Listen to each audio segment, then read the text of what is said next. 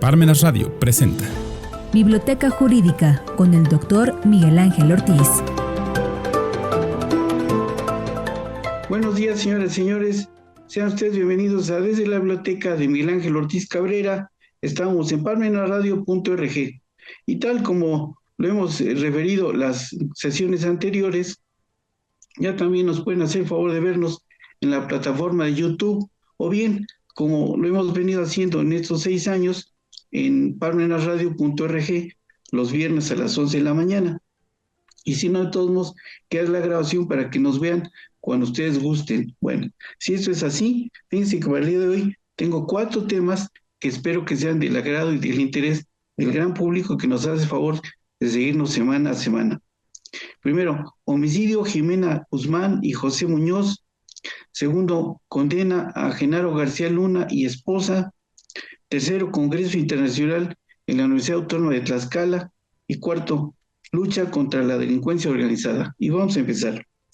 Fíjense que con relación al homicidio de la secretaria particular de la jefa de gobierno de la capital de la República y su ayudante, se deja entrever que la delincuencia organizada se ha infiltrado ya en el sistema penal, y eso es bastante preocupante, porque si pueden llegar ahí, pueden llegar más alto, y ya tuvimos una mala experiencia cuando privaron de la vida al señor Luis Donaldo Colosio Murrieta, que aunque nos digan que no, también fue víctima de la delincuencia organizada, pero de muy alto nivel, como lo hemos referido aquí en alguna ocasión, y les hemos dado los libros en los que me basé para hacer ese comentario. Pero fíjense que se están llevando a cabo las investigaciones pertinentes para poder determinar quién es el autor material y quizá el autor intelectual de la privación de la vida de estos 2 funcionarios. Y bueno, pero para entender cabalmente estos homicidios, no basta con oír las noticias de los chayoteros, no. Hay que tomarse la molestia de leer un poquito, porque si no, nos quedan muchas dudas. Por ejemplo, fíjense, hoy les he traído el Tratado de Criminalística de José Adolfo Reyes Calderón. Aquí está. Y aquí yo les sugiero que lean o que vean, si consiguen el libro, las páginas 24, 25 y 31. Y se los voy a mostrar. Miren, aquí está la página 24, aquí está la 25, y ahorita les enseño la 31. El libro está sumamente interesante en su conjunto, pero bueno, aquí está, y aquí está el libro.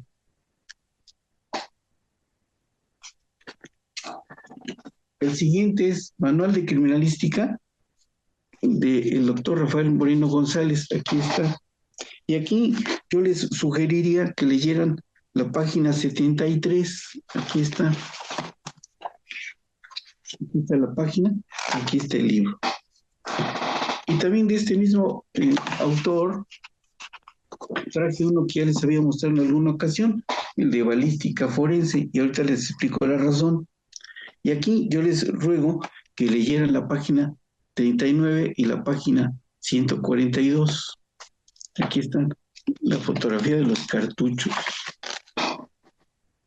Ahora, ¿qué es criminalística y por qué es importante la balística forense?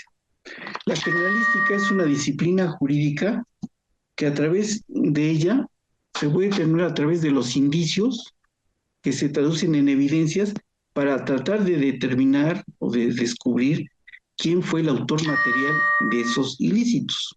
Ahora, este libro de la balística forense es importante porque, fíjense que con él ya descubrieron de las autopsias, de las necropsias que se practicaron a estas 2 personas, se pudo ver el proyectil con el que, los proyectiles, porque fueron varios, con el que fueron privados de la vida, pero todavía no se logra determinar si fue un revólver o una escuadra. Entonces, todas estas cosas lleva tiempo, no es de la noche a la mañana como los chayoteros pretenden. Esa es una disciplina que requiere mucho estudio, mucha investigación, pero además fíjense que he logrado advertir que esto de, como está infiltrado el sistema penal, Fíjense que también vale la pena leer el libro del doctor García Ramírez. Aquí está, el sistema penal mexicano. Aquí está. Yo tuve la fortuna de cursar sistema penal y criminología en la Universidad Autónoma de Tlaxcala en la maestría de penal. Y en la maestría, en la misma maestría, tuve la suerte de que nos impartiera la materia de criminalística la doctora Fanny Quijano Aguilar, que era maestra de maestros en el Instituto Nacional de Ciencias Penales, y que acá a Tlaxcala la trajo el doctor Serafín Ortiz, cuando era el coordinador del posgrado de la maestría de penal. Entonces, ella nos abrió el panorama, y también en las materias que ahí se cursaban como criminalística o como criminología y sistema penal, pudimos entender el árbol que aparece en el sistema, más bien en las ciencias penales y sus auxiliares, y por eso podemos comprender algunas de las cosas que están sucediendo. Pero ahí no acaba la historia. Fíjense, también es importante, dadas las circunstancias que están atravesando en el país, leer esto: La delincuencia organizada, de don Sergio García Ramírez. Y aquí, en este libro, tuviéramos que leer, bueno, completo, porque tiene muchas cosas muy interesantes. Si hay jerarquía, es una situación reiterada y permanente, y hay,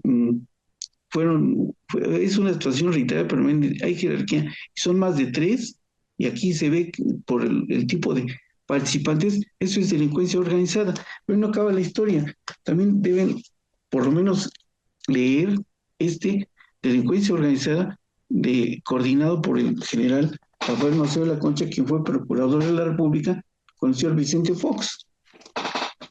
Yo tuve oportunidad de conocerlo en una conferencia que vino a dar aquí, en esa época, al Carolino, al Paraninfo de la universidad.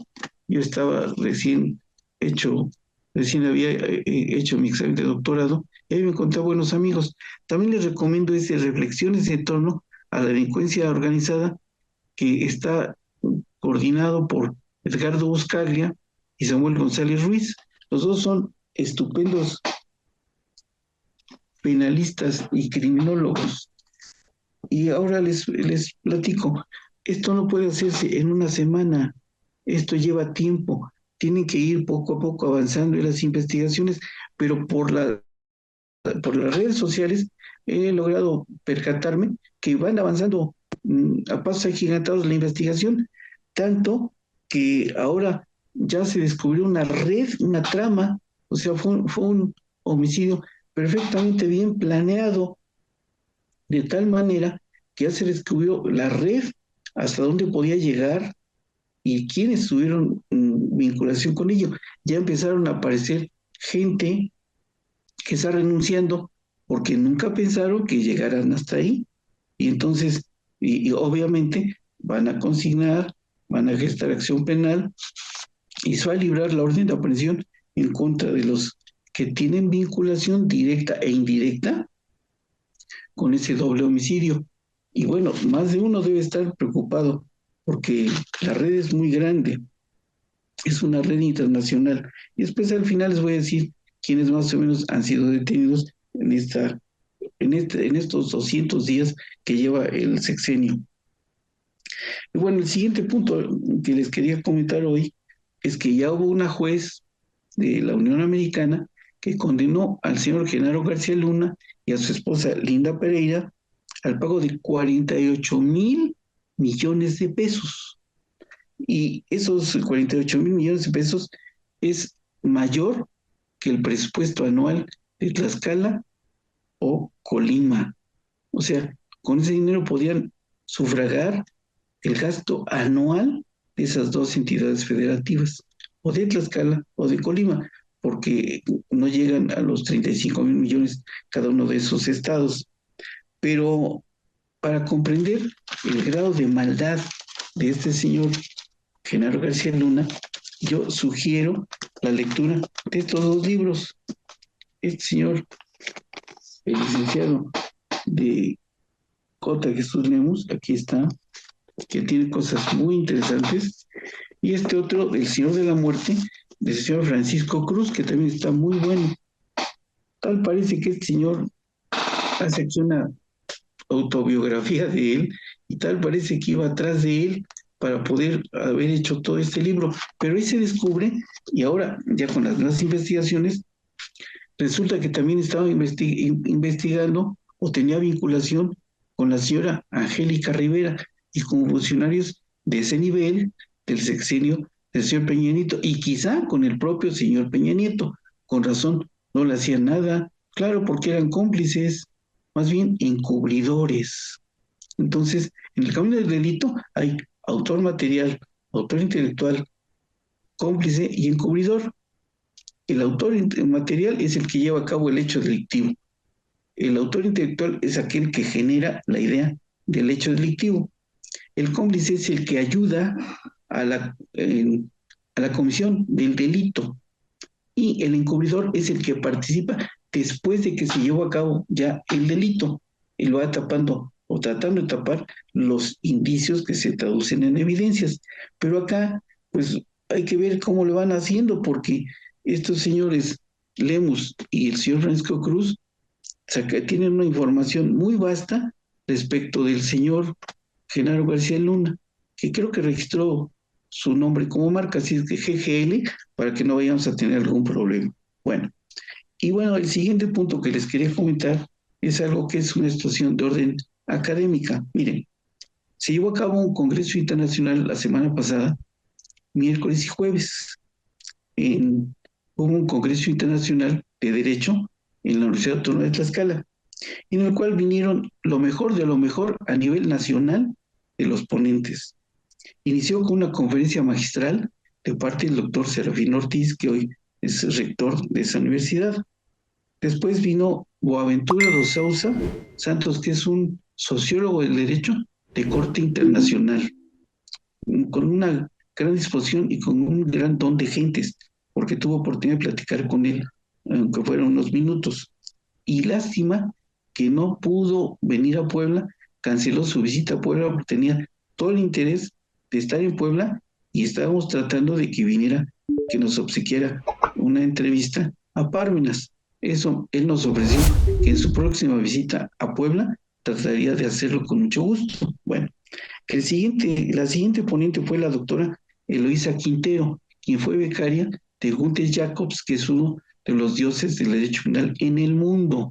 Y ella estuvo colaborando con él allá en Alemania. Bueno, eh, el siguiente fue el doctor Adrián Rentería, eso fue al día siguiente, el jueves, que él es de la Universidad Italiana, una universidad italiana, y él abrió la conferencia de las 10 de la mañana.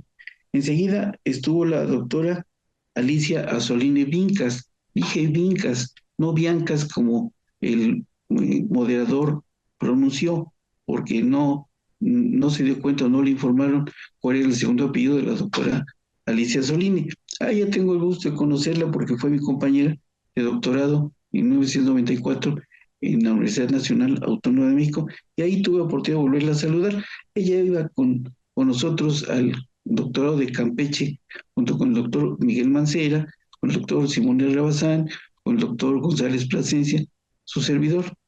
Entonces, con ellos cuatro y su servidor, éramos los cinco que estábamos en el comité de tesis del doctorado de Campeche, que hubo un convenio entre la Universidad de Campeche, la Procuraduría de aquel estado y el Instituto de Ciencias Penales, y ahí hubo 28 alumnos más o menos, de los cuales solamente 6 optaron por el grado.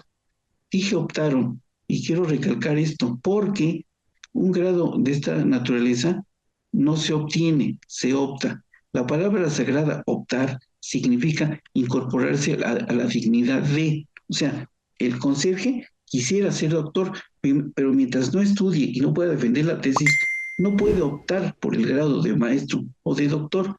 Esa palabra es sagrada. Lo digo porque hay universidades que son un poquito, están retrasadas y siguen todavía con el cuento de que si no apruebas esto o si no presentas la tesis o la carátula esta, no te reprueba la SEP. Señores, en la SEP ni siquiera revisan las tesis. Me consta porque yo fui asesor del doctor Juan Manuel, ahorita no recuerdo su apellido, que fue el secretario de Educación del licenciado Bartlett cuando fue gobernador del estado. Entonces, él me hacía favor de mandarme algunas cosas en las que pretendía que yo le ayudara, y así lo hice con mucho gusto. Por ejemplo, revisé los formatos de universidades que pretendían obtener su REBOE, que fueron 40 expedientes, de los cuales regresé 26 porque no tenían idea ni de los autores ni de la bibliografía, tenían hasta errores mecanográficos. Sin embargo, en el siguiente sexenio, con el señor Marín, ¿qué creen? Les aprobaron a todas esas universidades, todas tienen REBOE. En este momento hay más de 100 universidades de derecho en la ciudad de Puebla. Ese es el grave problema, porque además muchos los titulan por disque promedio, pero nunca les ponen a practicar. Yo me he dado cuenta de que el talón de Aquiles en los posgrados es la metodología, y me he puesto mucho énfasis en revisar en las universidades en donde yo participo la metodología, porque es efectivamente el lugar en donde fallan los alumnos. Yo sé que la materia es árida, es difícil, bromosa, en fin, pero de ahí parten muchas cosas, porque si no, van a seguir como muchas de las universidades que tenemos aquí en la ciudad, en la localidad, mal. Bueno, por eso es mi interés en corregir algunos de esos errores. Bueno, pero volviendo al punto de partida, la siguiente conferencia la impartió el doctor Fernando Tenorio Tagle, que es un conferenciante de corte también internacional, y estuvo fabulosa, espléndida. Y la última fue la del doctor Fernando Coronado Franco. Él contendió para ministro de la Corte y no sé por qué no pasó, porque talento lo tiene de sobra. Bueno, el Congreso fue muy bien aceptado por la comunidad universitaria, pues estuvo muy bien balanceado con los ponentes invitados, y además después el ayuntamiento de la ciudad de Tlaxcala les dio un reconocimiento como visitantes distinguidos, cosa que ellos me parece que agradecieron mucho. Eventos como este, eh, por el nivel de los ponentes y por la organización del comité de organización, por el comité de organización que hubo en la universidad, fue espléndido, fabuloso. Si hubo algunos errores, fueron mínimos y fueron imperceptibles. Bueno, y como último punto de esta mañana, quería comentarles que la lucha contra la delincuencia organizada está en todo su apogeo. Sí, efectivamente, advierto la infiltración que se ha dado en el sistema penal mexicano. Pero fíjense nada más, se han detenido hasta ahora 18,712 delincuentes, cuando en los 200 días que lleva el sexenio, cuando en el sexenio anterior, en todo el sexenio, se detuvieron a 12,319 en los 6 años. También se descubrió una red de trata de personas en Cancún que tenía una ramificación aquí en la ciudad de Puebla, donde tenían mujeres, algunas extranjeras, hacinadas, y las liberaron. Y ahora los dueños están espantados, y yo creo que a lo mejor ya les resultaron citas por parte del Ministerio Público Federal. Bueno, se han destruido 879 laboratorios clandestinos, y ahora con la muerte de la secretaria particular de Jimena Guzmán y de su ayudante, se descubrió una red cibernética con ramificaciones vinculadas con el extranjero sobre lavado de dinero y, lo que es más grave, con instrumentos en la red que permitían que a distancia pudieran manejar los resultados electorales del próximo 1 de junio. Entonces, una súplica: vayan a votar, si quieren anulen su voto, pero vayan a votar, porque es un ejercicio democrático. Yo veo aquí unos compañeros que no me distinguen con su conveniencia porque les estoy perfectamente antipático, que se rehúsan a ir a votar. Piensan que con eso van a resolver el problema. Claro, como ellos son fifís, piensan que con eso logran su objetivo. Señores, por el contrario, es un cuando antes, a ver, díganme cuándo. Todas las elecciones anteriores estaban perfectamente manipuladas. Hubo elecciones, por ejemplo, la de López Portillo, que fue candidato único. Con el voto de su mamá, hubiera ganado la presidencia de la República. Y todos los demás igual, estaban perfectamente bien manipuladas por el Partido Revolucionario Institucional. Y cuando le prestaron el poder al Partido de Acción Nacional, fue porque el señor Clinton fue una condición que él impuso para que se pudiera cambiar de eje o de candidato a cambio de los 50,000 millones que le prestó al señor Ernesto Zedillo y que después se lo cobró bastante bien. Bueno, pues entonces, volviendo al punto de partida, quieren ir, anulen su voto, pero vayan. Es la mejor medicina que podemos tener en favor de la democracia, porque no vivíamos en una democracia, vivimos en una falacia de una dedocracia, que no es lo mismo. Y si es así, yo los invito, les insisto de nueva cuenta, dos cosas. Una, que vayan a votar si quieren, anulen el voto, pero vayan. Y la segunda, que tengan la bondad de ponerle un like o me gusta, de tal manera que don Agustín nos haga favor de cuantificar las personas que afortunadamente nos van siguiendo semana a semana. De esa forma vamos incrementando el número de personas que nos hacen favor de estar pendientes de las emisiones semanales. Si es así, muchas gracias, buenos días, buenas tardes, buen provecho, hasta la próxima.